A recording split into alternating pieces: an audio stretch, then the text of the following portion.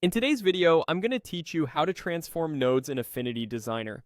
By the end, you'll know exactly how to take a basic shape, convert it into an editable path, and fine-tune it by moving its nodes for precise custom results. Start by opening Affinity Designer on your computer.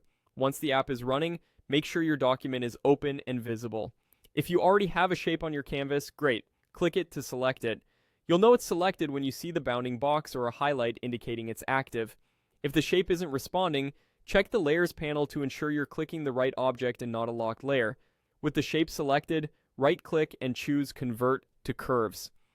This is the key step that turns a live shape, like a rectangle or ellipse, into a path made up of nodes and segments.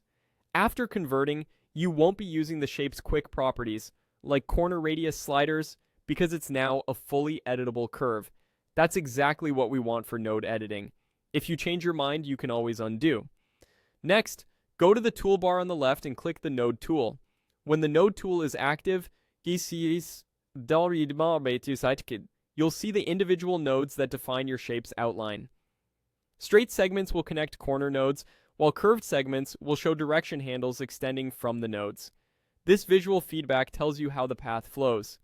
Now transform the shape by dragging its nodes. Click a node to select it, then drag to reposition it. Moving a node changes the path directly at that point, which is how you sculpt the form. If a segment is curved, you'll see handles you can drag to adjust the curvature and direction. Pulling a handle farther makes the curve more pronounced. Changing its angle alters the curve's flow.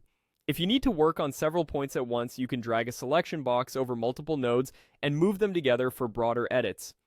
Zoom in for precision when working on tight areas, and use snapping if you want clean alignment to guides or other elements. As you work, keep an eye on the context toolbar at the top.